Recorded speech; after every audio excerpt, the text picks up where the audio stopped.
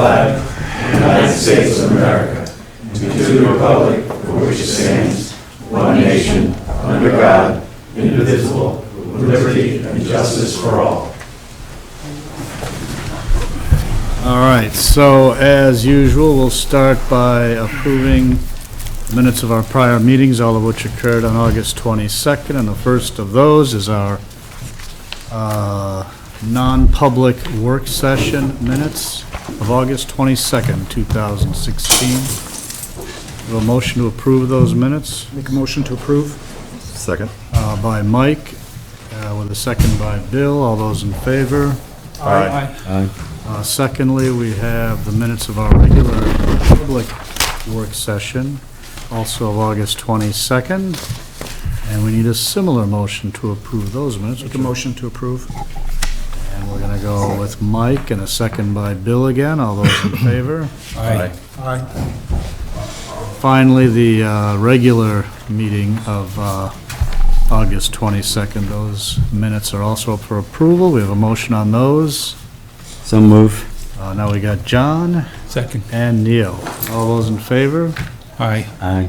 Aye. Those minutes are approved. The announcements are pretty much the same as usual, which is that our regular meetings are at 6. The next meetings we're having are on September 26th and October 11th. Work review sessions prior to the regular meeting start at 5. PSU will be conducting the annual test of its outdoor siren on Wednesday, this Wednesday at noon. Like an old-fashioned lunch siren, I guess, all right. Right. Town offices will be closed Monday, October 10th for Columbus Day. The meetings are all held here unless they get posted otherwise for some reason. Weather observations for the month of August are available in the town hall, and anyone wishing to be listed on the agenda should notify the town hall before noon, the Friday before the meeting if possible. We have the next item on the agenda is Rod Diamond's appointment as a full-time police officer. I think we sent around the personnel form, right? Right. But we need to sign the appointment, right? You need to vote. Oh, we need to vote. Okay, it's good you're here. So we're going to, well, I guess the question is, do we have a motion to appoint Rod S. Diamond of Plymouth as a police officer in the town of Plymouth? So move. Second. By John, a second by Neil. Any discussion on that?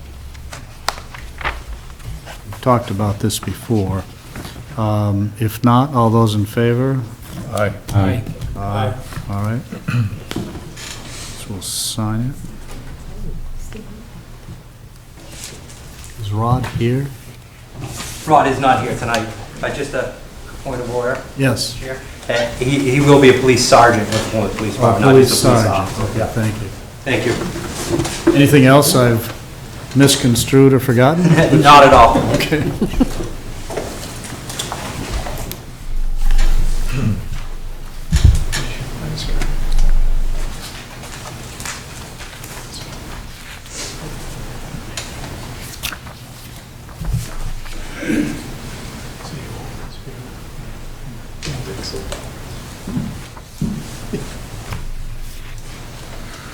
And then the other thing we have by way of appointments is an appointment of Julie Bisson, I hope I'm pronouncing her name correctly, or at least close enough, to the Conservation Commission. Do we have a motion to appoint Julie as a member of our Conservation Commission? So move. By John, Second. and a second by Neil. Any discussion on that? This is an easy group to deal with. All those in favor of appointing Julie then to the Conservation Commission, say aye. Aye. Aye. That sounds unanimous to me. I'm going to sign that.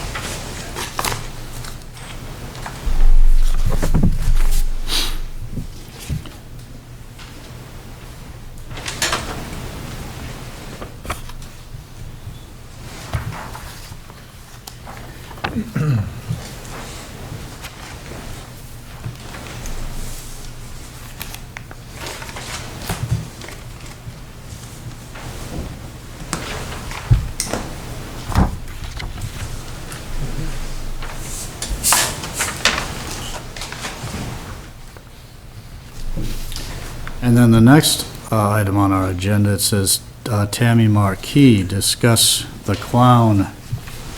I guess it's the Plymouth clown. It says here, are you, I'm Tammy Markey, my husband's going to speak. and you are? Dr. Henry A. Marquis, Tammy's husband. You can call me Hank. Most people around town do. All right. I have a few notes here. I don't know if any of you have seen, selectmen have seen this fellow and what he does. He's a little horrific to see, but that's not what I'm here to talk about. I'm here to talk about because of a potentially deadly situation facing our community, and I'm requesting an intervention before someone gets killed or hurt. And it's a pretty serious statement. This group, if you go to their website, their purpose, and I'm quoting here, and that's why I have a piece of paper, their purpose is inciting fear in the small town of Plymouth, New Hampshire, unquote. This group's whole purpose is to scare people. There's a fellow whose name appears to be Josh, who's the clown, I guess, describes himself as, quote, these are his own words, I just took them off of his webpage, dude in real life who likes to scare people, end quote. And then his quote, he wrote, and quote, it's all just a good scare. And then, end quote, he says and claims, he hasn't caused you any harm other than a small scare. So I guess my question is, since when do we allow perpetrators to define whether or not their offensive behavior causes harm to someone else? I mean, this is 2016. I thought we were sort of past this kind of biased thinking. So there's lots of people that can talk about specifically what he's done, and I'm not trying to talk about that. What I'm trying to talk about is that in his own words, what he said is he likes to scare people. That's what he said. Those are his words.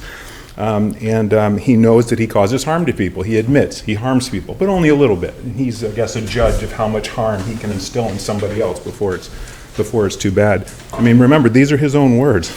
He also states, quote, he has demons in his closet, and, quote, that he has embraced his crazy. You don't need a PhD in psychology to see that these actions are screaming for some kind of a social intervention, and that's what I'm asking for here tonight. This cavalier attitude, sort of a lack of empathy for the community. This person is a guest here. They go to PSU. His goal, their stated goal, is to terrorize our community, and now they're starting to get death threats on their website, and they're sort of wearing them as a badge of honor. We're hearing from PSU student groups that they're arming themselves in response to this terror. Josh knows exactly what he's doing. Apparently he can't control his demons, as he calls them, and he knows that he's doing something that's provocative, because I'm going to quote here. He says, quote, not going out tonight for our own safety. So he's smart enough to know that he's doing something bad. So this is a bad situation, and I think that there's probably only one way this is gonna come out. It's gonna be something bad. someone's gonna get hurt or killed. And if this isn't time for community intervention, when would it be? Right? I mean, this is screaming that we should be looking at this. What's it going to take for social service organizations to intervene for the safety of the clowns and those around them? All it's going to take is one person in the middle of the night or whatever, that's seeing something in an alley, walking with a child. It's not going to end well. This guy says he has complete support of PSU, the town of Plymouth, and our police department, and I just have to ask, is that true? We called PSU, and a representative of the university told us, quote, this was part of an approved art and marketing program, end quote. If that's true, then PSU is responsible for sponsoring fear in our community and death threats towards their own students. I mean, I think these are concerns that the town has to take into account to ensure the safety of all its citizens, and especially the most vulnerable, which are our children and those that can't take care of themselves. If this is true, and this is part of his schoolwork, then PSU needs to provide us maybe a schedule of events. Why is this random? If this is a part of a program, how about giving us the dates and times of when and where this individual or this troop or group will be, so that we can choose not to be there. Maybe they should provide security for this clown. I mean, seriously, I mean, and passerbys, counseling services, sensitivity training. Maybe the town of Plymouth can even create a safe place somewhere where Josh and his cohorts can practice their peculiar form of art. So if these things aren't true, then PSU needs to convince the clowns that they're guests here in our community, and they need to act responsibly. Their stated goal is to instill fear, and they have, and they are. We live here. We're not out for kicks while passing through. This is our home, and this is serious for us. And just to be clear, I'm not afraid of this clown. I'm a military vet, and I've spent time overseas, and I've been shot at and stabbed, and I've had some bad experiences. So I'm not afraid of this individual. I'm going to speak up, and I am. And I fear for them, and they don't have to fear me. I'm afraid something's going to happen to them. I'm asking the community to intervene and to give Josh, his girlfriend, and their cohorts the help they so obviously need. And that's the point I'd like to bring up. Thanks. Anybody, questions or comments? I'd like to make one comment. For the record, the town is not approved in any way, shape, or form. And we've had many citizens through me wanting to be echoed on probably almost verbatim what's just been brought from the podium. I could repeat it a couple of dozen times, so. Okay. Are there others here about that issue that want to say Issues. something? Mark? Hi, I'm Mark Fischler. I'm the interim vice president for student You know, affairs. would you mind coming up Sure. here, because there's, the camera and the microphone. Sure.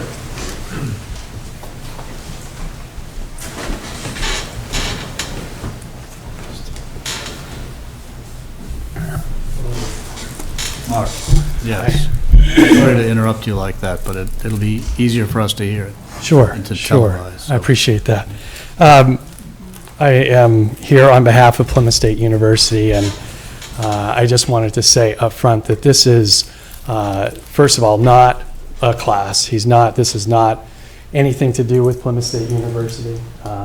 This is something that Josh is doing on his own, with his own interests and his own time, and nothing that we condone, approve, other than he has a fundamental right to free expression to do what he wants to do in a way that doesn't bring harm or interfere with anybody else's experience. And as far as we can tell on the PSU campus, he has conducted himself in a way that hasn't brought him into trouble with the university. And so we have on occasion met with Josh, and we have shared some of the concerns that concerned residents like yourselves have shared about the impact that, yes, you do have a First Amendment right, but also at the same time there are consequences, just like wearing various kinds of outfits can have consequences and provoke various reactions from human beings. And so he has, I would ask everybody to check out his website for an update where he has made it clear. And I don't want to read it verbatim, but I did make a copy where he, I guess I will just read what he says. And again, I'm only reading this to give more information. This has nothing to do now with Plymouth State University. Again, this is not sanctioned by us, but this is what he does say. In light of the town meeting tonight, where we expect to be a hot topic of discussion, we would love to attend, but unfortunately we cannot. We just wanted to address a few things. We spoke with a trusted official in town today about some of the concerns regarding us, and we wanted to clear at least some of the air.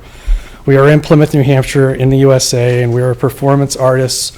Our act is just that, an act. We are not out to threaten or hurt anybody. We respect everybody's personal space and safety, and anybody who has seen us before knows we don't approach anybody or interact with anybody unless they approach us first. We respect and understand some people are afraid of clowns, and we are not out to antagonize or harass anybody.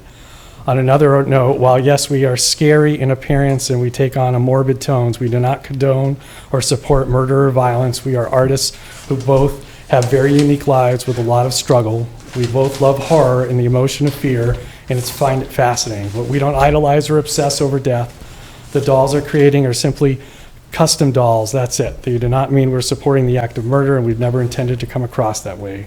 We hear your concerns, Plymouth residents, and we want you to know that we will only go into town establishments when we are invited, such as our appearance at Keith's Pizza, but we also have full permission to be at those places. Outside of those events, we will not be wandering around town and will remain in safe speech zones on campus. We do not lurk or hide in alleyways. Any photos taken of us in hidden areas, such as the woods, alleys, train tracks, are staged and taken intentionally by us. We don't hide or intentionally conceal ourselves. We remain in open, visible areas. We aren't here to hurt anybody.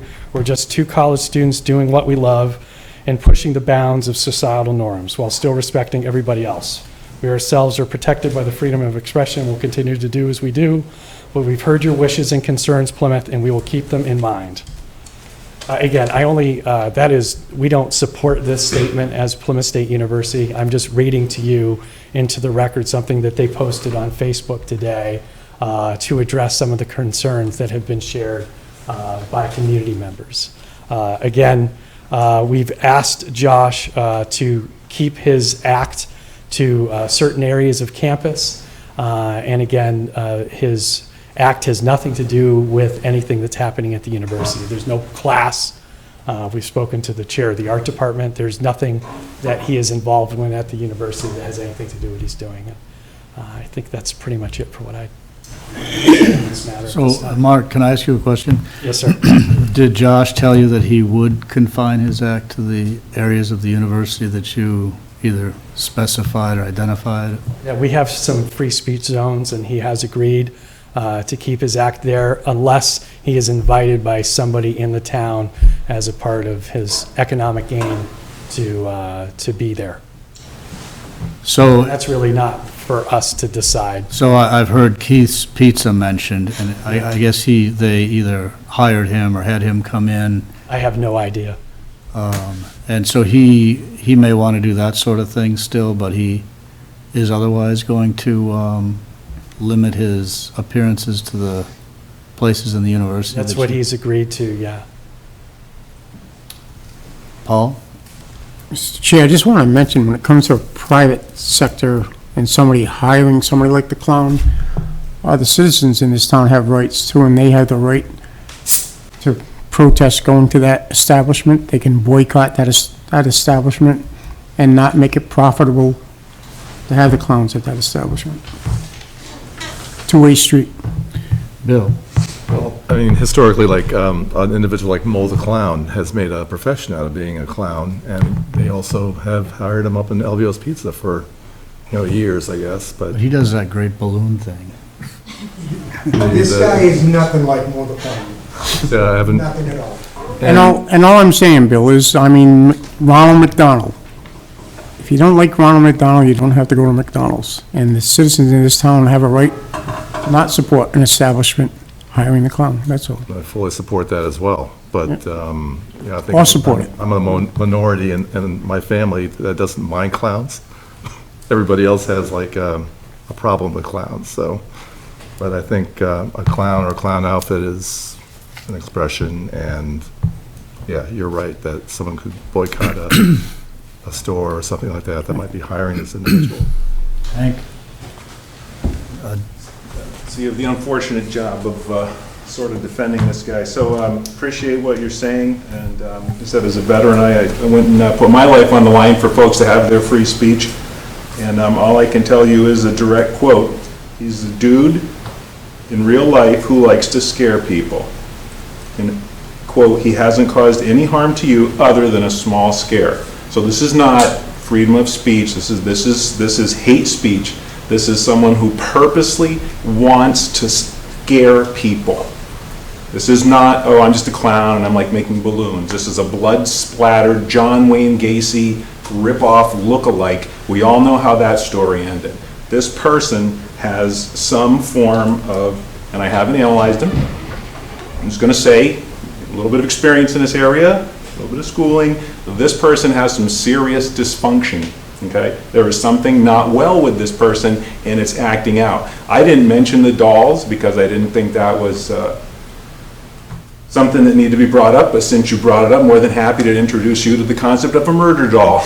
These nice young men and women will take a doll, you can buy one, and they will murder it and torture it and abuse it and send it to you in a box for your own fantasy and fetish pleasure. You can read what the people on the website say. Those are the murder dolls, these nice innocent young men and women with a free space zone exercising their First Amendment rights are selling right now. Thanks for bringing that up. I don't have anything else to add unless, if there, I didn't think there was a question there. I think it was a, Did anybody have any Passionate question statement. for Mark? If not, I think might have he'd a probably, all right. Mike? yes, sir. You said you have some free speech zones on campus that the clowns could then go to. Are there hours or just a section of the campus that would be allowed for him? Yes, I think that we do. I have to look at the free speech section of our code of conduct again, but I believe we do have hours, but we do have, they have the right to be in certain areas to speak. We have a pretty, I would say, pretty forward or liberated. 5% of the campus? Is it just one little area? I mean, It's a couple of different areas that, it doesn't, he not respects- necessarily, he so respects far, that. yes, as far as we understand. If he went outside of that free speech zone, would he be in violation of something of your campus rules? It would depend on if he did something to provoke, harass, do some level of intentional harm that would violate our student conduct, and then, in that instance, he would be meeting with the dean of students in regards to his conduct, but there would have to be some kind of intentional violation for that to happen. And so there would have to be feedback from someone on campus that said that he was violating one of our student rights, and then we would investigate that and hold someone to account if they and so did, in fact, found them to be violative of those acts.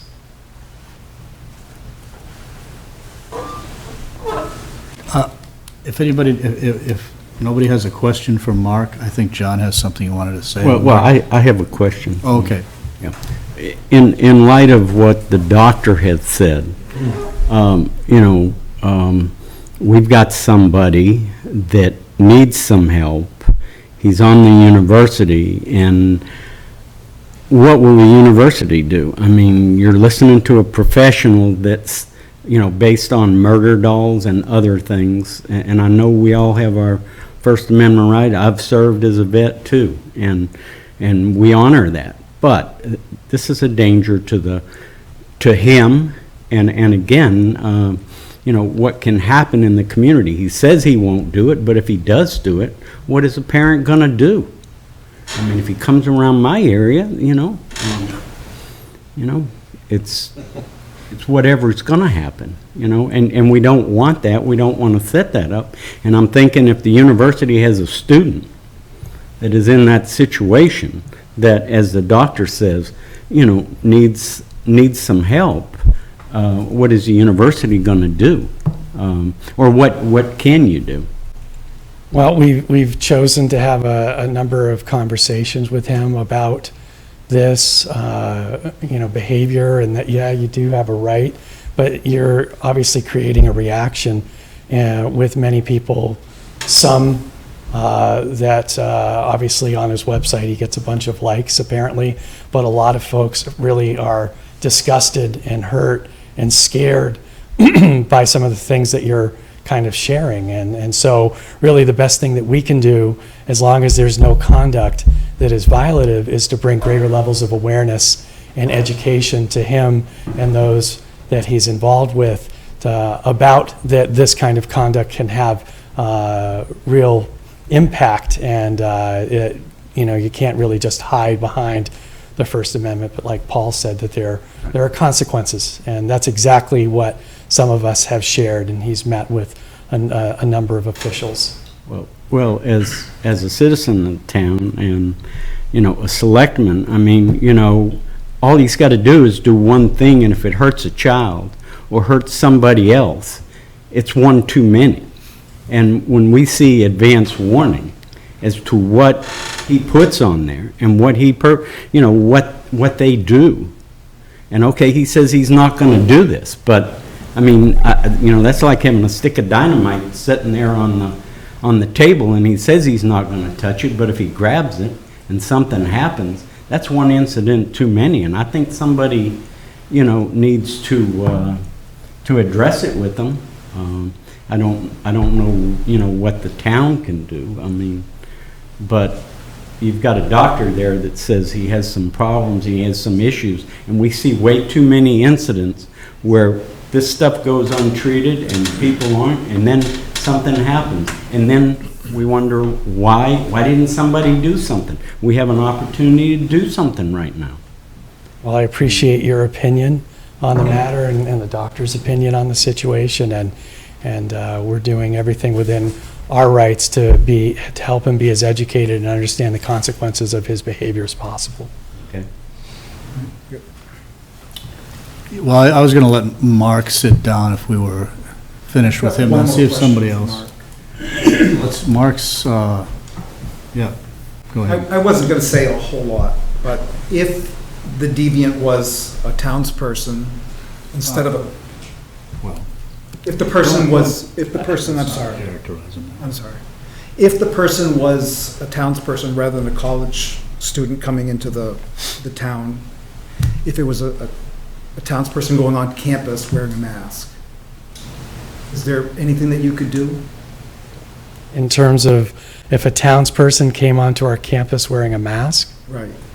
I think there could be a level of inquiry to inquire about the intentions of the mask and if it's provoked any kind of reaction on the college campus. But if nobody's reacted to the person wearing a mask, then really not a lot that we would do in that situation. Someone have to show that they were alarmed, and then we would take action to inquire into what are their intentions behind it.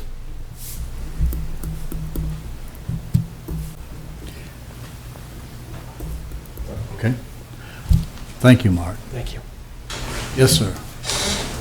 Ben Dillon, I live on Millbrook Lane, and I just want to point out, this did not all begin just because he has a website and just because he did this on campus. He has been seen in town, and he has been asked to leave businesses on Main Street. Thank you. I didn't know that. Does anyone else have anything that they want to say about this issue? I just have a comment. Yes, Neil. I don't think we can determine the traumatic psychological damage it could do to a child. And I think we really need to think about that. And also, a person with a medical condition who's in delicate health could be injured by being frightened or scared, as they say. And I guess by way of summary then, unless anyone else has a comment or something to say, we've discussed this at some length with the town's attorney and with the police chief here, and the police chief here has also spoken with the chief on the campus, Steve Temperino, and we are, we've been trying to pay attention to it, but we have there's something of a balancing act here. You've got the free speech versus the public perception, public safety, and as all of us know, free speech is sort of a big thing in our world and something we pay attention to and try to honor. But it's hard to tell, it's hard to tell when somebody crosses the line. You don't, as the old example goes, yell fire in a crowded theater. That's not acceptable free speech. And so we've got somebody here who, in my mind, is trying to get as close to the line as possible, maybe cross it a little bit, see what happens. I'm not really sure, but that's what creates the conflict and the controversy here, and we're going to pay close attention to it and do what we can in consultation with the police chief and the town's attorney. And I am somewhat, I guess, gratified that Josh, I hope, has listened to what folks have told him over at PSU and has taken to heart the fact that this is concerning to a lot of people. And,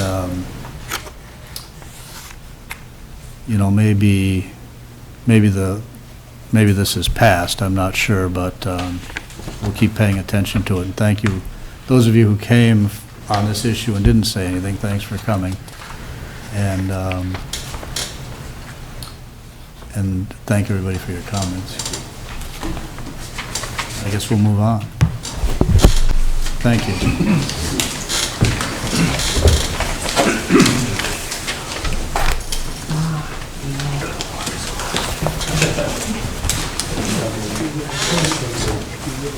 Sherman's Flyers. You're on the agenda tonight, too. I'm not sure exactly how we're going to do this. Colin?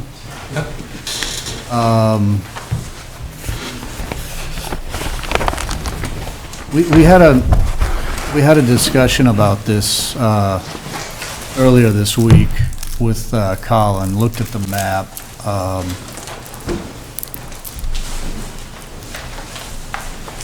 Are all three of you here again, or just? Just two of you, okay. I didn't see the other. All right, and, Secretary couldn't make it. I think in essence, we came to the, there was a complaint made to, who is that? There was a complaint from a pilot operating on the weekend of August 6th to the Flight Standards District Office, which is the regional FAA. They oversee this area, the Northeast. And the complaint was that there was a near miss with a remote control aircraft operated by the Sherman Flyers and a powered parachute at the airport. And I think this is, I don't really know this because I don't think the person who made the complaint is identified to you, isn't that correct? It is not. But you've described a couple of situations to us that involved a particular individual, and it sounds like kind of the same story, I guess. Right? Well, maybe you shouldn't say, but that's what it sounded like to me. I also directly observed another powered parachute on departure, and this was on July 11th. And I observed a close and near miss situation with a remote control airplane at that time. My point in bringing that up was that I think Colin felt that he needed to do something immediately, you know. And, so that was the genesis of that letter that he sent to you. But we've since talked about what we could do to kind of alleviate that concern. And so, do you want to address that, or how do we want to do this?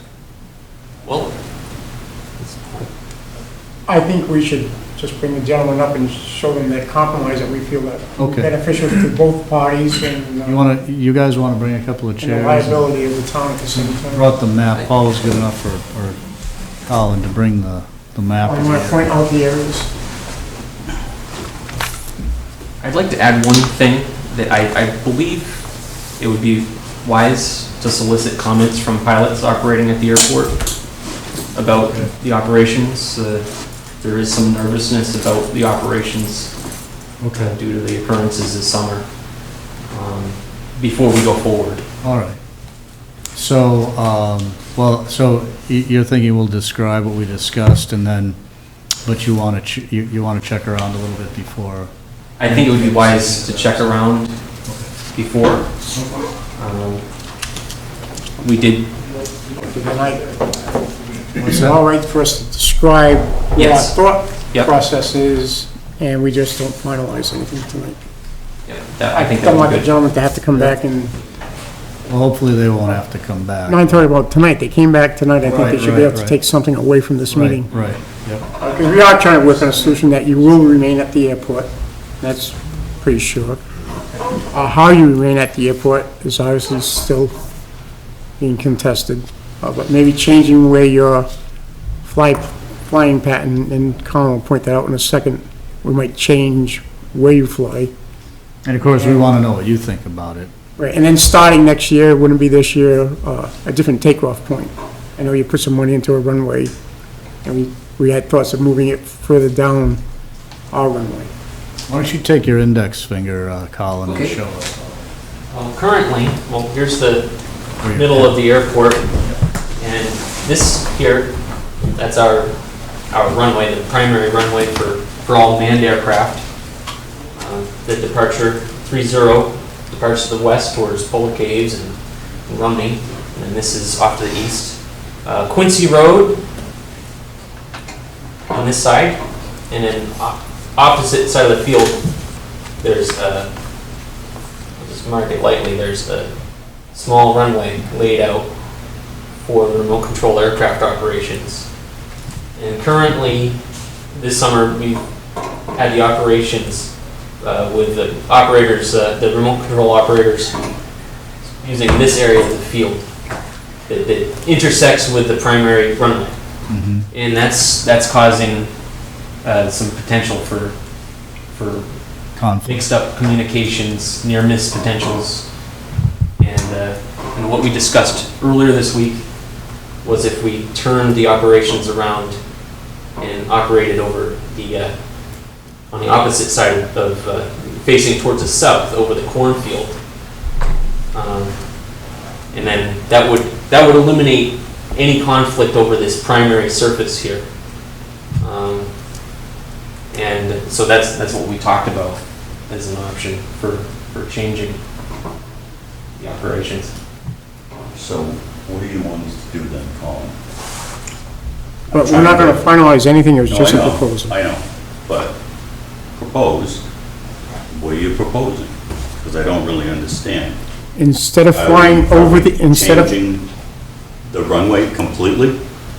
Is it gonna be moved? I mean, what are we doing? There's no set plan at this time.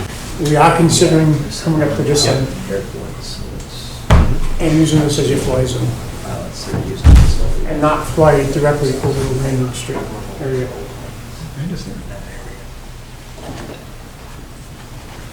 That's not something that we would maybe do this season. I think it would be very wise to get comments from pilots on the field with base aircraft, Can I and ask, to get, do we have pilots here tonight? and we do. Well, here's what our thought was when we laid this out. Let me just let you know our thinking in this. Now, the prevailing winds that come down the runway are based on, what did you say, like a 50-year take of weather data? Yep, Something. generally the winds are out of the west.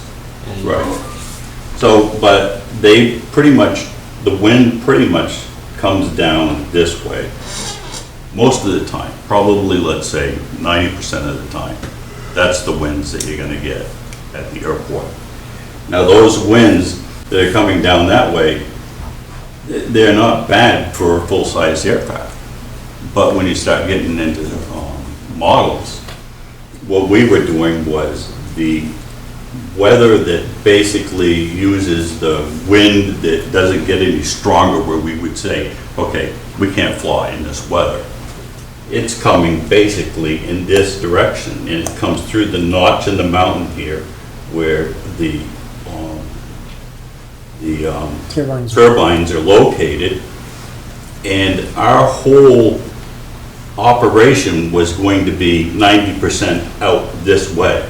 So we would be flying out in this area. And that's what we've been trying to do.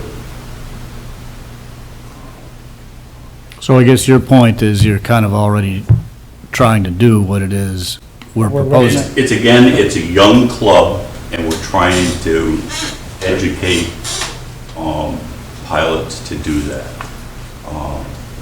No, and you're right, and you're very close to what we're just indicating here. And all I'm trying to, you gotta remember, you were taken off of our airfield. I'm trying to give you an opportunity to do No, that. I thank Sort you of- for that. Sort of, your scale aircraft, taking off from there, or taking off from there, isn't gonna be that big of a difference. Well, this taking off from here, this isn't gonna give us much of a takeoff with all these other structures out here. This way, if we're going out here, we're going into completely clear land. And I will just tell our guys, that our operation, and again, it would depend on when, but our operation would just be in this direction, so that you take off and land and you're not inside that particular area. What, if we were to put our pilot stations with our backs to the airport? Right. We're set up now with our backs to the cornfields, so that we're flying. Right. If we were to reverse it, so our Right. backs are to the air, we fly out over that area. Right. I'm just trying to get you into that area Yeah, quicker right. than what you were doing. And the only reason why we didn't put our backs facing this way was because there was concern about how much of a footprint we were taking. And we were trying to take as very little as possible. We didn't want to inconvenience, John, who leans the hay, and I guess he leases part of the land from the town of Plymouth, and again, it's an income for No, him. So- we wanted you facing traffic, not having your backs to traffic. Now we're asking you to put your backs to that, but we know that that's possible because we're also going to require that you have a spotter. Yes, times. that is, We require that on our own. No, I realize that, but we've had some incidences where some planes have been out there without a spotter. Right. I'm not saying they were yours, but what's going to have to That's- happen here, that we seems to be the can't major police problem this is- situation, so if you can't police it, then there might not be a situation. That's all. no, I know, but at the same time, because we knew that this was becoming a more growing concern in the community, that's why we made sure that we were associated with AMA, and it wasn't just a group of guys that were doing this. Because I wanted to make sure that not only did we have insurance, but the town had insurance, and that's why Colin gets a certificate every year that says that you guys are covered. And made it a club. I'm not trying to make it exclusive. I've told people that I will teach them, I will show them this particular hobby. I do it all for free. There's, the only cost that's the person needs to worry about is their AMA certificate, FAA certificate, and then the club dues. And once they're within those particular constraints, the town's covered by $3 million. So, you're right. Anybody can go out there, and it is not policed very well. This Friday, there was a remote control airplane flying out there. Wasn't one of us, wasn't one of my guys, but Friday, around 5 o'clock, there was a remote control airplane flying out there. I have placed some signs on the building, on a bulletin board, that say no drones and no remote control aircraft at the airport. So I have no idea about that situation on Friday. Well, we can't make these guys responsible for that. Maybe No, we that's- need to, I get keep- that signage. I keep saying, guys, that again, we should have better posting of signage, but at the same time, where this road comes in, it's just as simple as putting a combination lock on that, or giving individuals keys, so then people aren't walking across where, they already see FAA, security signs. People really don't want to walk across there. No, that's not advisable to walk across the road. Right. Uh, Colin, you've been very good and understanding with our club. I want you to know that. I am glad that you've been able to work with us the amount of time that you have. And I still want to be able to have, a continued relationship. But again, some of these incidents, but that's another thing, That's what kind of sits under our saddle, is the fact that these incidences that Colin has made mention of were literally created by someone else for the express purpose of getting us thrown off the airport. I'm convinced of that. I'm sorry. When we had a radio and he would not even acknowledge on the radio, he came in out of the sun with low power so we couldn't even hear him, and then films us in the air as he's trying to land, that's full, I'm sorry. I don't go with it. And I think we should stop there. I don't want to get This has into all been it. discussed by me and Mr. Conklin, Right. with Colin. Right. Everything that you said, I don't think we want to get into stone throwing tonight. Right. Obviously, Colin has more that needs to be discussed in Right. private. But if we were to do that at Coleman, if we were to tell our group of individuals that they have to operate out inside this area here only, then that's fine. That may be an option that could work. I just feel that to get the most input from all the pilots on the field would be very wise before we continue with this mixed-use type of operation. It can possibly work, but I'm very nervous as airport manager. Safety is my first concern out at the airport, and the near misses really, I'm very positive about having the club at the airport, but any near misses it's too much. Colin, you've been to our meetings, and I've told our guys that human life is much more important than any airplane that we have. I've always said that. And I've tried to make it so that we've had a good understanding with everybody that operates out of the airport. Safety is first for us too. That's one of the main things that we promote the most. And AMA, that's one of their things too, their guidelines for safety. Like, we even say that we have to get the plane on the ground. AMA says actually that it's seeing avoidance. So we could put our planes into a holding pattern out here, okay? Until an airplane has gone and landed, or do whatever they do. If we stay, just like big airplanes do in the sky, if we stay in like a little holding pattern, we could do that. But I told all the guys in our club, well, we're not going to do that because everybody's too young, and because we're operating right at an airport. No, get the airplane on the ground. So that's what we try to do, and we're trying to do everything right that we possibly can and make it safe for everybody. Can I ask a question? What do you think about moving the landing strip down to the west, I guess it is? We could move it farther, guys, if you want us to. Move it down, I'll check with John at the farm and make sure that, he's all right with it, because if I understand correctly, he is paying the lease on that land. Yeah, well, are we getting onto John's leased land if we move it? No, I think we'd still be on our property. He pays us to put corn out there. Yeah. This was all agreements that probably were made about 5 years ago. And it's taken us a long time to get the community of people that wanted to be in the club. And right now, we probably have about 12 members. And it seems like it's still growing. Now, we can put a cap on how many people are in our club.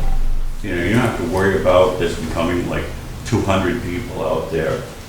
We can do our bylaws, we can write into our bylaws anything that the town feels that we have to have in addition to our bylaws. And we're willing to do that. But we just feel that, again, because it's a public municipality, that we have the right to use it. And it's the best place to have this type of a hobby. And you can do this with joint operation of full-size aircraft. We're not the first town that's looking at this. There's probably around 6,000 airports that do this all the time. Colin, do you think that you could have the conversations with the other pilots? I can, yes. And do you want to come back here? Formal You want to comment, come? solicitation. Sorry. I of, we do have a couple pilots here who are attending. Yes, sir. I'd like to say, my name's Mike Edelson, I'm a local pilot here. What's your last name, Mike? Mike Edelson. Edelson, yeah. Hi, Mike. Thanks for listening to me. I was an RC guy for a lot of years, and I love the sport, I think it's great. I met with you a while back and was all for it.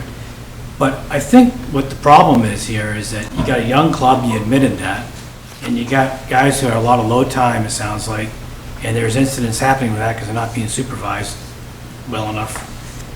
You've already had 2 incidents that we know about that you can't call somebody a liar on. I'm not trying to get into stone throwing, but you've had a guy fly into the side of an airplane, into the side of a hangar over there, right next to an airplane, calling the scene a near miss. That's too many. Someone's gonna get hurt. I've been around the field. Doesn't matter where you put the runway. You're gonna be in the airspace. You can put it 500 feet off to the side. You're still in the airspace. The powered parachute guys, they're flying that pattern, a much lower pattern, a much tighter pattern. Right where you guys are talking about flying, I believe that's your pattern. Yeah, we're mandated by the FAA. So, I'm all for the RC, I like that, but there's a place for it if the pilots aren't seasoned. That's what scares me.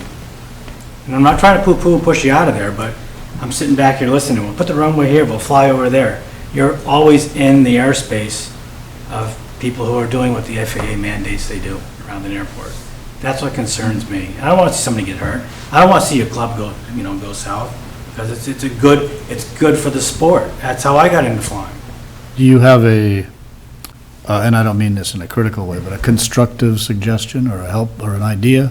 All the RC clubs that I've belonged to, we were out in the middle of nowhere in a big field. So, because there's always new guys learning how to fly, feel free to jump in here. Whether they're on a dual box so somebody can take control, something inevitably happens. And there's too many airplanes, people, buildings in that area.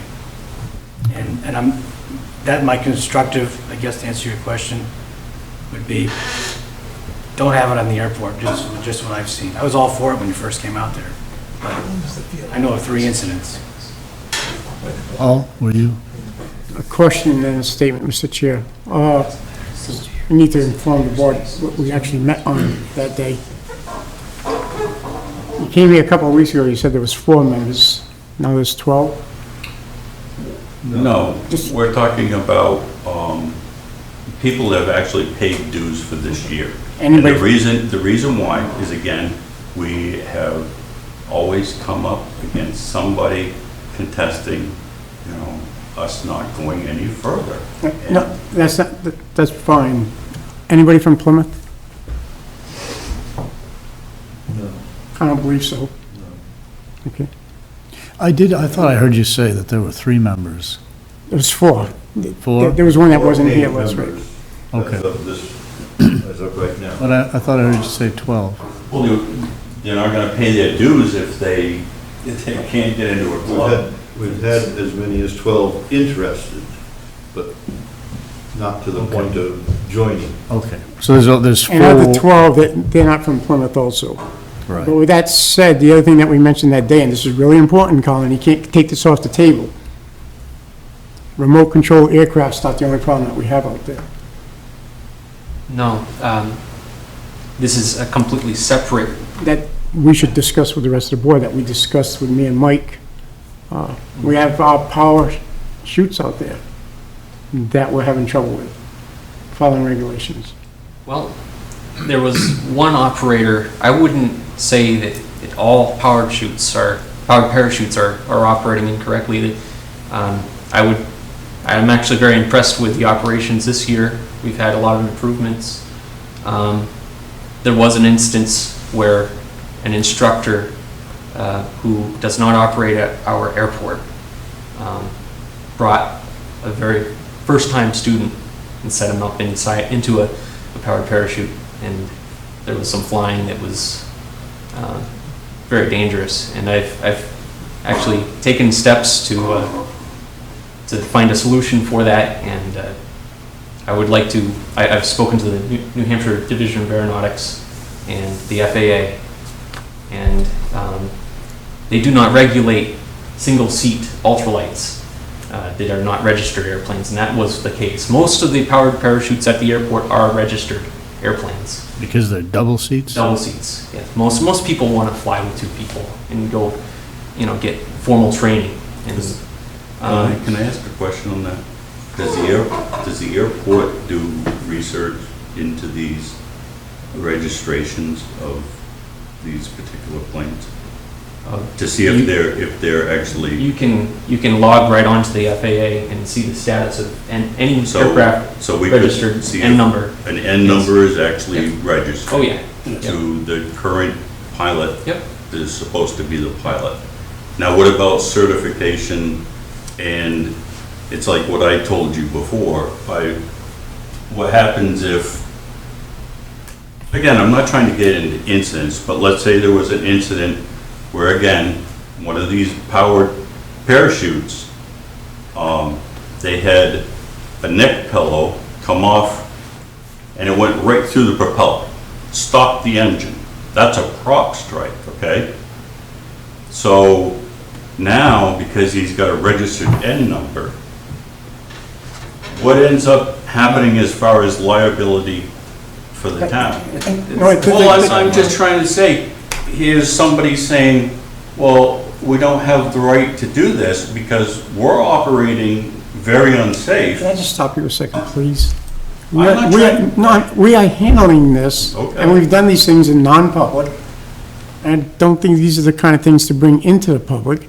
I'm trying to get to the rest of the selectmen what has happened at the meeting that we had. But it sounds like something's being represented to us, but then taken away from us. That's the perception I'm getting here.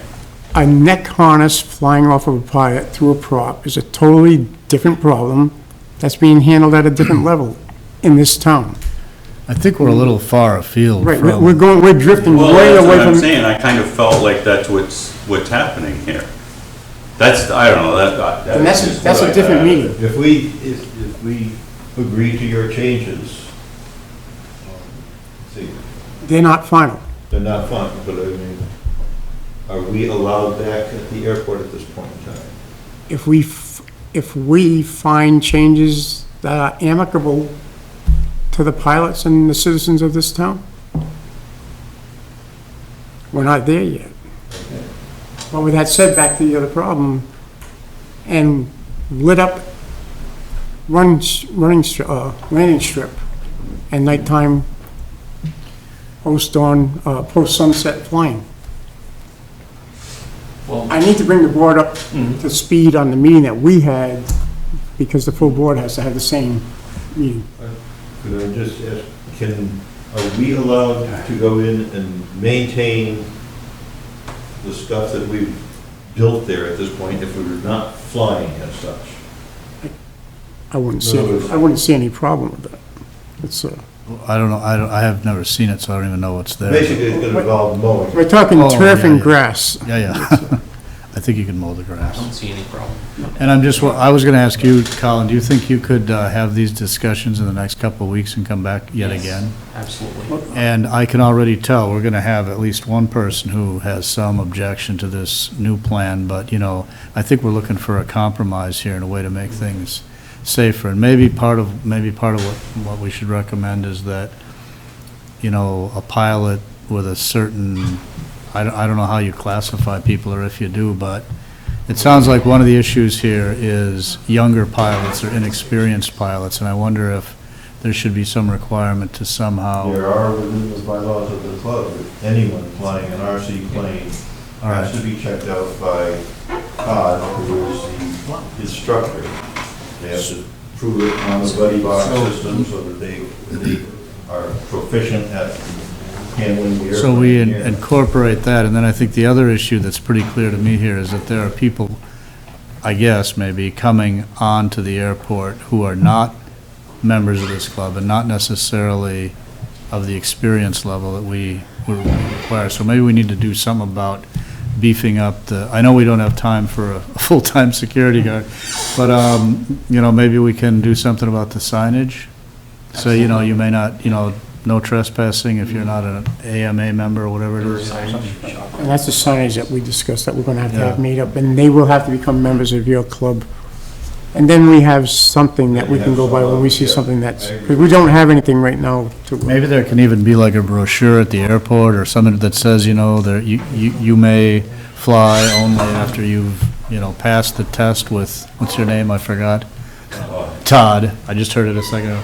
With Todd, and you're a member of AMA, and, all of that stuff. Because I think this is part of the problem you guys have, is you've got people out there who are not experienced, who are dragging your reputation down, and that's not good. Whole things basically has started because of non-club members Sure.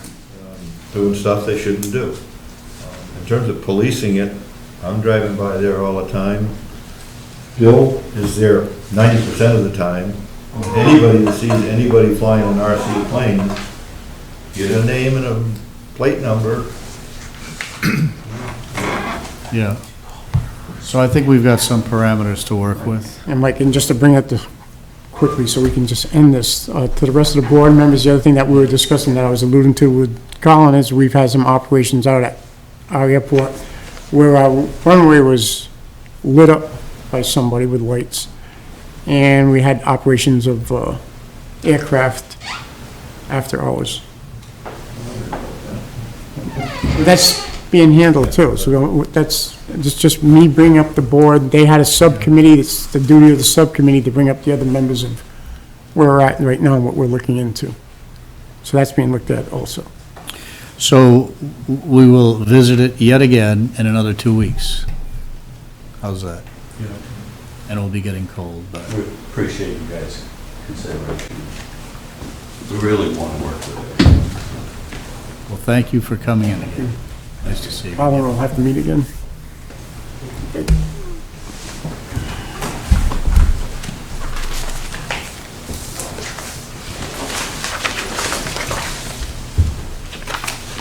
Joe, didn't know what you were getting into, did you?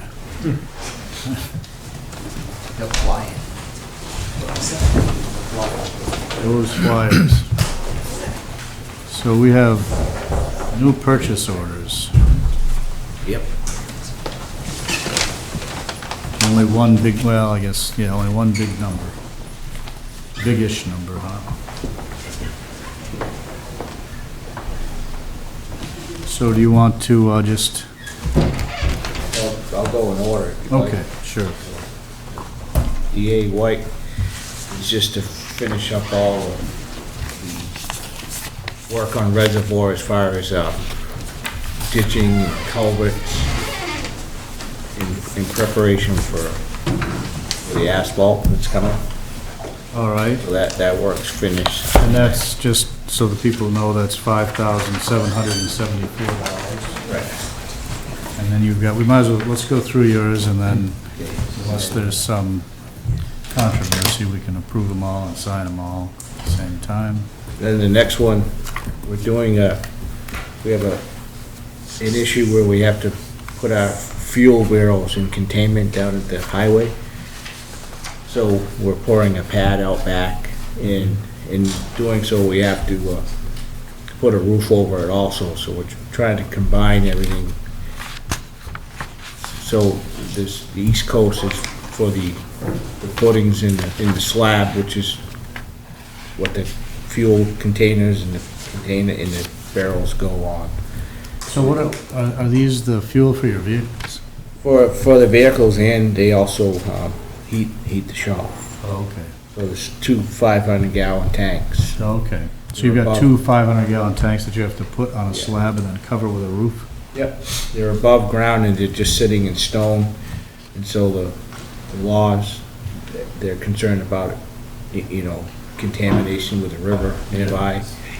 And it's kind of standard practice. We need to come into compliance anyways. This is done through the state. They're on me to force me to do it, so I have to. Now, is this just part of the expense for that?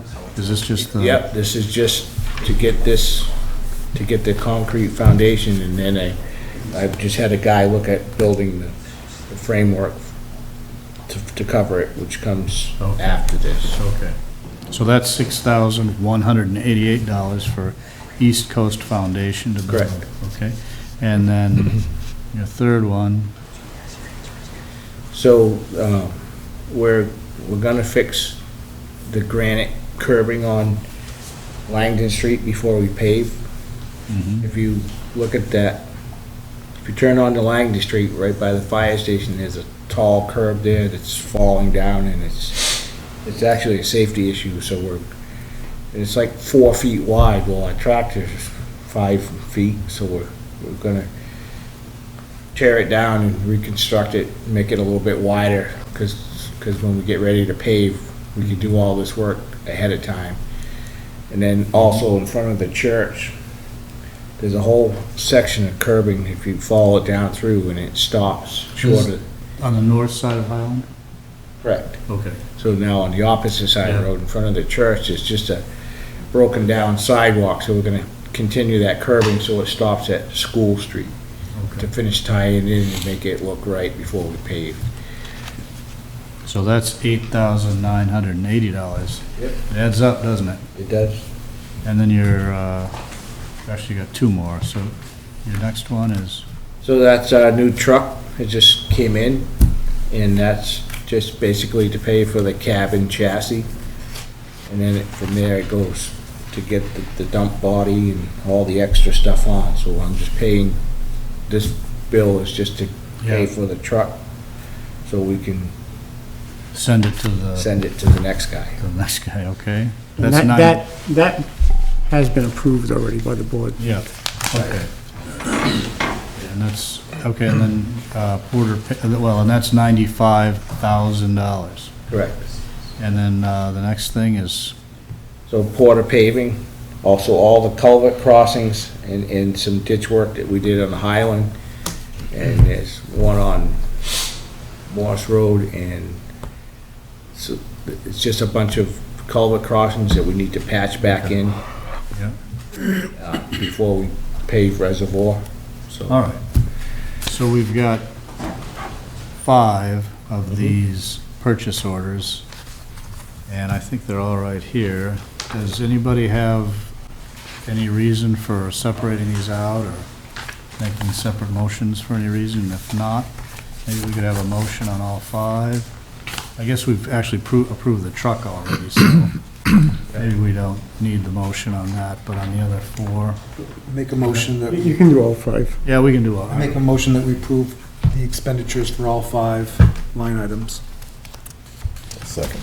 All right, so we got a motion by Mike, second by Bill. Any discussion on any of these? If not, all those in favor? Aye. Aye. Aye. All right, so I guess we'll just go ahead and sign those. Okay. Thank you, Joe, for staying around. Appreciate it. I know it's late. Kind of late. And then we can probably sign these and ask us. Chief Clogston here. I'm not trying to leave you guys out, but this seemed more efficient. Pass them this way first. Chief. Good evening. How are you? Kids back in school and they gave me their first cold, so. Oh, I'll have to get you out of here too. Haven't seen you for a while. Yes.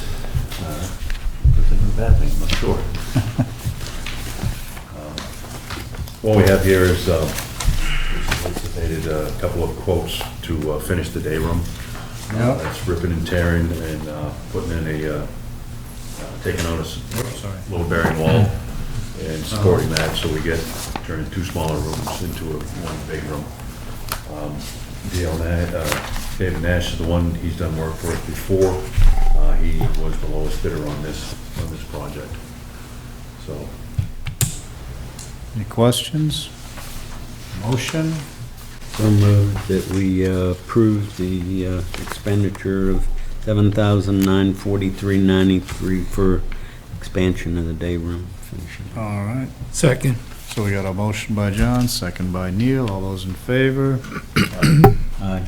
Aye. Aye. Thank you very much. Thank you. Thanks for waiting around. You have a good night. And Chief. Chair, just an observation. Yeah. I seem to go last with the purchase orders every time. Is that a problem? It's not a problem. Are I'm you not- making a I'm not request? complaining. No, I'm not even complaining. Just an observation, nothing more. I guess you better be nice to whoever does the agenda. huh? Yes, so. Anyhow, Anyhow, so, what do we have here, $37,000 to, oh, this is the parking lot. correct. Yeah, Yep. okay. Yeah, we put the parking lot out to bid. We got several bids from we didn't receive them from R&D paving. They came up, that we never get a bid from them, but GMI, Bryant, and Porter. GMI came out at the lowest at the $37,575. Part of this paving project is to also pave the portion, the north side of the building, which is right now dirt, and that would increase parking on that side of the building. Also, over the years, they've repaved Route 3 right in front of the police department, so it's brought that grade way up, and our driveway is still way low. So we're having water problems. There are big, huge puddles that form in front of both our entrance and exits. And it's also to the point where the angle's now so steep where a fire truck has difficulty pulling into our parking lot because they will bottom out doing that. So part of this project is to bring that grade back up again, so it's a more gradual grade. And All right. it will help with the water problems as well. So we're gonna repave the whole parking lot and add a section to the north side. Correct. And the south side. There's a little bit of, there's a dirt portion on the south side, not a very big one, but dirt portion on the south Yeah, side. I that see will it also gets be- crowded there sometimes. Yes, it does, yeah. In fact, I've seen people parked across the street, I think. Correct. right? Yep. Yeah. Well, especially with the other projects we have going on right now, we're doing a lot of Yeah. parking across the Yeah. street, so. Yeah, I saw you've got the siding all. Correct, yeah, siding and a part of the building's already spray foamed. Well, And this is also part of the renovation. Correct. yeah, right. Are they gonna be doing subgrade modifications? I don't know, you're more than happy to read the bid proposal. I actually had the highway department At outright this bid at the proposal. entrance, yes. Okay. All right, so we've got, yes. Is there any contemplation about like putting like steel pipes with concrete filled to like prohibit people from backing into the building? Or Well, I can tell you, as far as the building goes, the metal siding is going, and it's being replaced with vinyl siding that if somebody were to back into a section, we can easily replace that section of so siding. it bounce them off? So, well, I don't know about bouncing off. Cars don't really bounce when they hit buildings, but But, yeah, that's more of like a security thing, I suppose. Yeah, Prevent somebody yeah. from actually driving into the building. Not only that, if you ever park there and try to back a cruiser, Yeah, there's not much room. much- Yeah, it's very thin. There's not enough You room wouldn't for us be to able put any kind of a NASCAR guard all the way down the front of the building. have enough width. Maybe you could put a. We do it at the doorways, but that's, How about a force field? If you invent it, we'll put it up. All right, so we have a purchase order here for $37,575 to review the parking lot at the PD. Do we have a motion? Make a motion that we accept it. All right, by Mike, second by Bill. All those in favor? Aye. Aye. This one's coming back.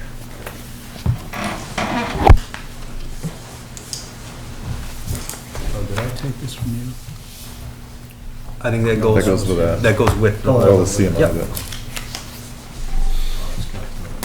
Yes. Do we want that to stay with us? Yes, please. Where did I have this? Oh, here it is.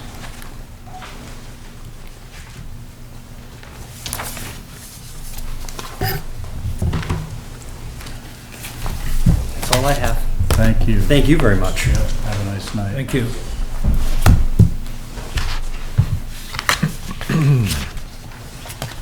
Oh, and this is what, is Missy Town here? Oh, yeah, you've been waiting too for. Yeah. Contribution Assurance Program Agreement with Primex for Property and Liability Insurance. That's a mouthful. Oh. In the world of insurance, everything's a mouthful. Pocket full. Pocket full. Yeah, they kind of go together. All right, so decode this mystery for us. So we've talked about this before in relationship to the workers' comp insurance. We have our workers' compensation insurance through Primex, and we have participated in this contribution assurance program, the CAP program, with them for the last 2 rounds of renewal. We currently have a 3-year contract with them for that, for the workers' comp, and that runs on a calendar year. This is for property and liability insurance, which up until this July, we had through Property Liability Trust, which no longer exists. So we switched the insurance over to Primex, and we've had insurance for property and liability insurance, general property liability with them starting in July, so just for a couple of months. They also sent us the invitation, the letter that you have there, plus the agreement itself. There was the letter that came with it, and then this is the original for signatures.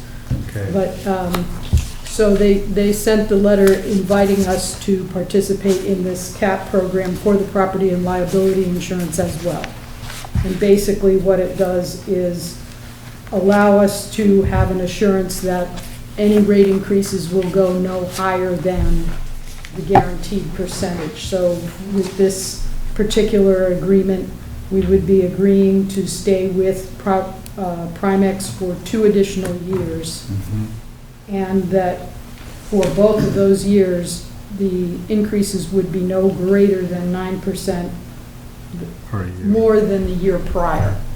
So you could wind up with cumulative percentages, but it would never be more than 9%. That is not a fixed percentage, it's a maximum percentage, so it could come in lower than that. But they're saying it would go no higher than that. Right.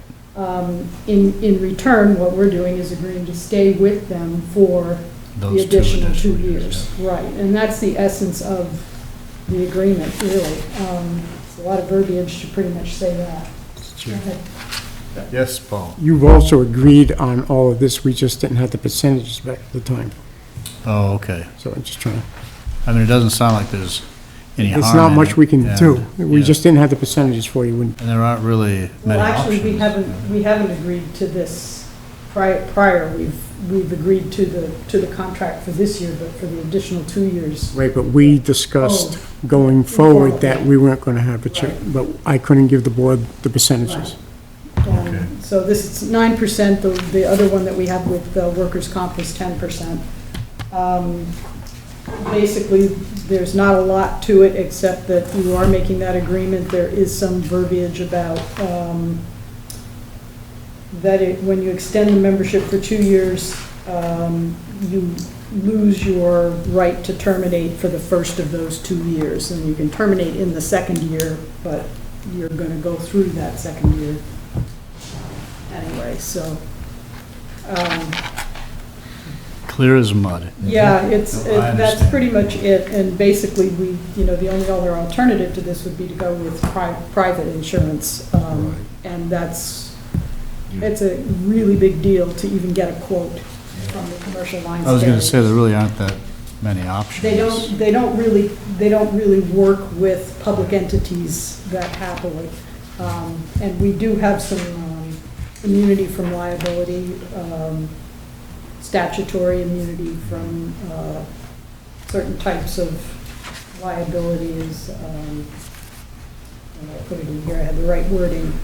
No, I know what you mean. And it's private insurers don't know. Yeah. Not really geared up to It's deal with the limits of liability. It's immunity from punitive damages and those kinds of things, which there's limits that are on it under the state statutes for municipalities, which we would lose if we went to that. Oh, I see what you're saying. So, the bottom line is, does somebody feel it would be appropriate to make a motion for us to, On the back of that, there's a resolution you have to read if you're going to. oh, on the back of this? Yeah. You probably have to make a motion first, but there's. First, the board should take a vote to designate Mike as signatory for this agreement extension. Make a motion that we designate Mike to be the signatory for this agreement. Is there a second? Second. All those in favor? Aye. And there's 2 places for you to sign, but then, as Missy was saying, on the back, there's a resolution. We need a motion with this resolution read into the motion. So would someone like to make a motion to enter into the contribution assurance program with Primex that will commit us to buying our insurance from them for the next 2 years and cap our premium rate increases to a maximum of 9% per year, and pass this resolution, which we should probably read since and pass this resolution to hereby accept the offer of the New Hampshire Public Risk Management Exchange, Primex, to enter into its property and liability contribution assurance program as of the date of the adoption of this resolution, and to be contractually bound to all the terms and conditions of Primex Risk Management Pool membership during the term of the property and liability contribution assurance program. The coverage provided by Primex in each year of membership shall be as then set forth in the coverage documents of Primex. Would someone like to make that motion? So moved. By John? Second. Second by Neil. Any discussion or comment on any of this? I just have one question. How much are we spending with, or what about what, or do you have a I can tell you figure? what the bill was. That doesn't necessarily mean that's what we've laid out, Right. because it was offset in prior years by the Yeah. returns of surplus. We did not get a return of surplus this year because they took on so much new business that they said there was too much risk out there for them to return any surplus this year. So, but the actual invoice for the current year's insurance was $84,629. That was for this current 2016. 2017. Yeah. To give you an idea, we've stayed the same or gone down each year. That's good. I was just wondering how much we were spending. Any other comments, questions? All right, so we've got a motion and a second. All those in favor? Aye. Aye. Aye. And I have been authorized to sign it, so I guess, is that this? Yep, and it's the originals.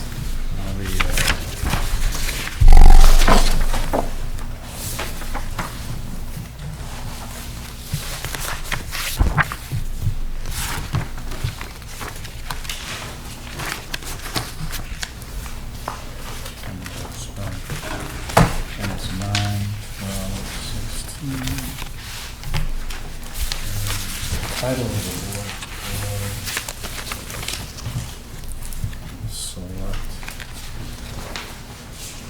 Signature. I'm doing it as fast as I can.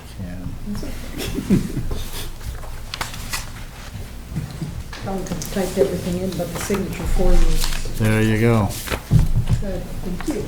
Thank you. Nice to see you. Patience. Thank you, Missy. Now, there's only one, well, there's 2 people left in the room. I don't count you because you've already been here. And I think that just to give Dave Kent a break, because I think he wants to say something, we will skip over committee reports and go to public comments. Bill still has something before the end of the night. Yes? Yeah, I could, No. we could, do you want me to go forward with that, or you want We can have Mr. Kent go first, I'm saying, but we do have He's been waiting a something. long time. He can always stick around and listen to the rest if he wants to. So interesting. Yep. The clown stuff is, Funny? no, I don't think it was funny at all. No. Well, it was like sort of a clown, We met like 7 months ago, yeah. just before town meeting, and I left you with some stuff from Portland, and I'm hoping to bring it back to the front of your mind and reoffer my services to help whoever wants to take this task on. Yeah. If they want help or You know, whatever. I've got all that in a folder that's been sitting in my briefcase that whole 7 months. I carry it around with me. You look at it once in a while? I do, I think of you. Well, thank you. But we really haven't made much progress on that. We should make a point of doing that, I guess. At least, make a decision anyway, right? Nothing else. So, Help you with. And, we're coming up to the time when if we have to go the legislative route, which I prefer not to do. We spoke about that last time. We get at a deadline. So that's the reason I thought I'd come back down and sort of. give you a little nudge. Yeah. No, we appreciate that. Let's, we'll try to take that up. Okay, All right. all I have to say. All right. Thanks for coming in and waiting. Thought for sure you were here for the clown. I'm not gonna talk about that. All right. He's retired faculty. All right, so, yeah, did you have something other than a committee report? Yeah. Yes, I did. What is that? So I was given a packet of, in fact, I think you designated me as the individual that would represent the board at the New Hampshire Municipal Association Legislative Policy Conference. And that's coming up on September 23rd. And we haven't had a chance to look at the individual items that, the association is going to be voting on down there. Okay. And if you think it might be a time saver, you could trust, in my opinion, of which way to vote, and I can make a report after the fact, or we can go over each item and see if you support. Well, Mr. Chair, if I may, we've had this Frey. discussion, and it was decided that Mr. Bolton would be the most capable person on the board to be able to, may I ask, is there anything there that have you had a chance to review that stuff? Yeah. And is there anything there that you think is a stumbling block that we might, There's, there's an attempt to gather revenue for,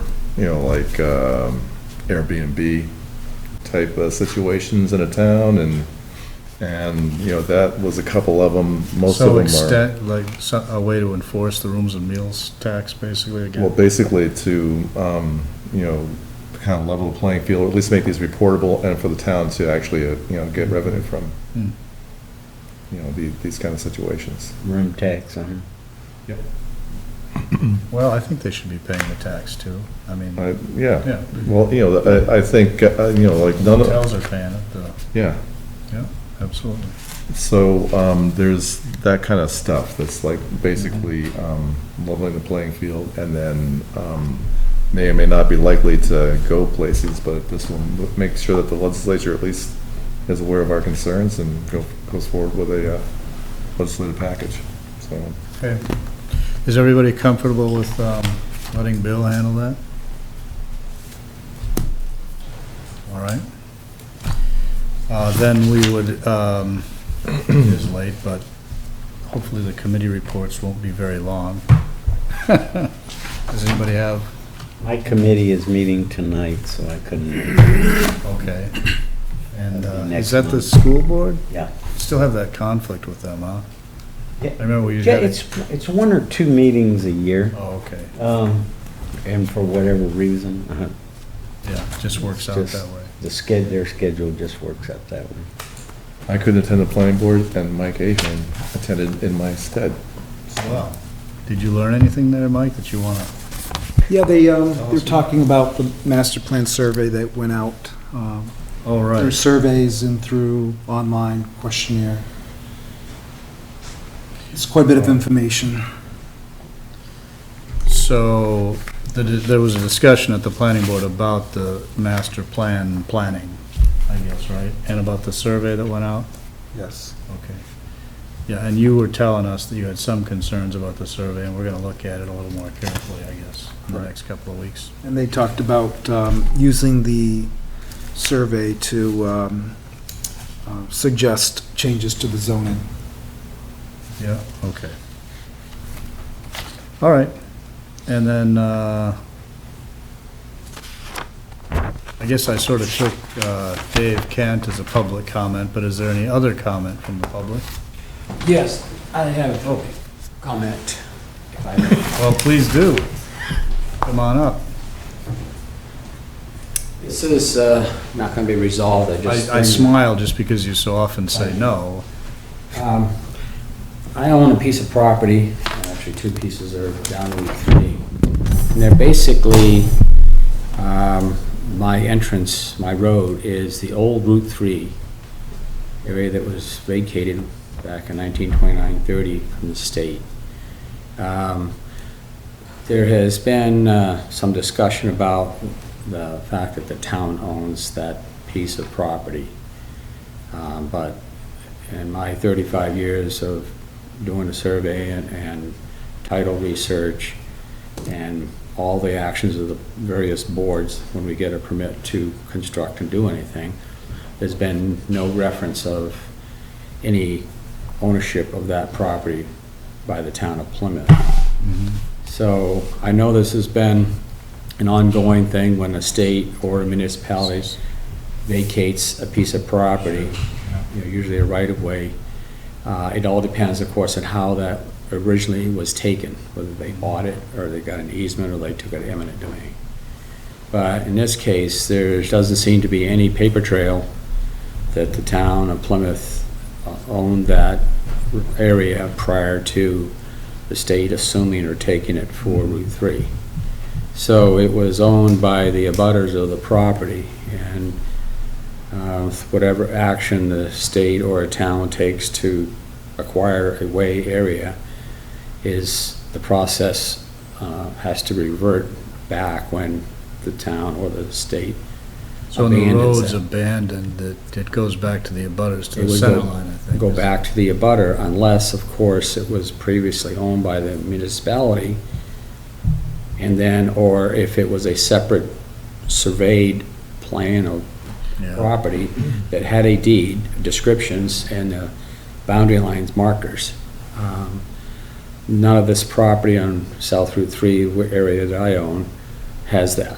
And I went up to Woodsville, and I go back through deed and titles all the way back to 1830 source documents as to transfer of title.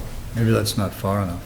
Well, it went back to when they were starting handwriting them. But anyway, I didn't know if it was a confusion between the town obviously has the control of what I do as a landowner on the property through RSA 47:17 or 673, which is your planning and land use regulations. What's 4717?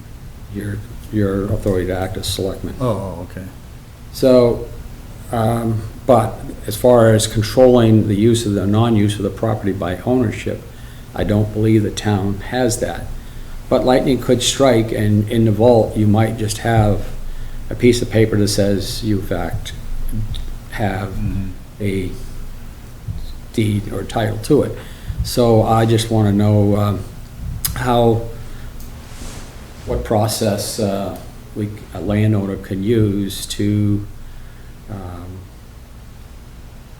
clarify this situation. It's I don't say kind of misunderstanding because it's never been an issue, but my neighbor's been contacted, and there's some issues where I have to apply to the state to get the driveway connections or anything I do with the drainage or culvert and all that. I go to the state.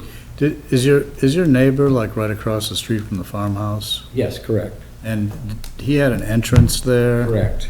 And there was some controversy about that. Well, wasn't there, something? one agency said you need to put a culvert in when you attach now. Right. You have your flowage going out onto the state highway, and I think the town has the same thing, obviously because of ice. Well, and then the other agency, and I don't know who, said, no, you have to take it out. Excuse me, that's not what happened. Okay. He applied for a temporary logging permit to log the property, Yeah. which allowed the first situation to be able, that's what allowed the first one. All right. When he was done with the logging, then the other agency from the state, that's when they come in and say, you're done, you're no longer logging, remove it. Okay. Because they didn't want him to create a driveway there, probably. Okay. And it was being used as a driveway. Yeah. So that's what happened there. That was, Okay. yeah. Well, again, But that's also, not to interrupt you, but that's also Old Route 3, right? Would that have the Correct, yes, same yes. kind of Yes. title background, whatever it it is? starts at my entrance of Webster Hill Road, and it went around that curve, and then came out, and he used the old I see. road, that, of course, is unsafe, that's why they changed the road. Mhm. You know, you pull out, there's just no visibility, so. So your question is, what can you? My question is, I see that the state, the town has the authority to act to control how lands are used through their other RSAs, other than ownership. So my thing is, if it's not a question of the town doesn't own this little wedge of land, but you are taking actions for public safety of saying, no, you can't do that. I didn't know if that was something that the town was trying to say. I'm confused. Are you trying, would it be your goal to clarify that the title in that property is yours? Correct. Okay. So. And your question is really, how would I go about Acquiring determining? the wedge. Huh? He wants to acquire the wedge. Is there a picture of this? Or I don't have it, but I could get one, my surveyed plot plan of my properties includes, my surveyed plot plan is right up to the state's right-of-way. So it doesn't reflect the wedge that. So you had it surveyed at some point, 1982. and that survey did not identify this wedge as being Correct. town property or state property. Right. It identified it as being yours. It wasn't indicated that my property, the town of Plymouth, and then the state right-of-way. It's my property all the way up to the 33. So what is it that makes you think that the town or the state might claim some title in that now? Well, it's just, there's been questions in the past. I guess and maybe it's the neighbor's issue to some extent. Neighbor's that- issue, and I got the same piece of property. Yeah. All right? So maybe he's misunderstanding the process of the state acting on their authority for safety purposes, closing down that temporary driveway. I don't know about that. I just know that. Maybe it was more of a driveway permit issue than an ownership. Right, it's not the town, Issue. it's the state. Yeah. Yeah. Okay. We have no issues. Well, then I'll report back that it is not a function of ownership, it's a function of the state or municipality taking actions for the safety of the use of the road. Yeah, I don't want to be speaking with any authority. I don't really know the answer to that. It would involve, you'd have to do some research and figure out what was It was going done by on. the state, it wasn't us, and Yeah. I believe it was the line of sight and the safety of that corner. Yeah, Again, not imposed by us. Okay. Well, then, that, I think, it indicates to me that it's a function of another agency that's yeah. looking out for the safety of the public at large. I think rather that's than what it trying to was. find- DOT. Okay? All right, Well, okay, thank you very thank you, much. Frank. Yep. It's Mike, I easier have- than rumble strips. I have one more Yes, committee Mike. report. Yeah, One more I'm committee. sorry, did I, I'm Well, sorry. I didn't know we'd moved off the committee report so quickly. That's all. My fault. I No, didn't- no, I no, didn't no, know. no. Yep, all right. So, one more, I attended September 8th, Chamber Board meeting. Let's see, there are volunteers that are now staffing the Welcome Center in Campton. There is, all committees are working well. The paid people are working well together, and they're looking at setting up goals for membership and looking at what they have for members now, what they did have before the merger, Yeah. and coming up with some goals. Good.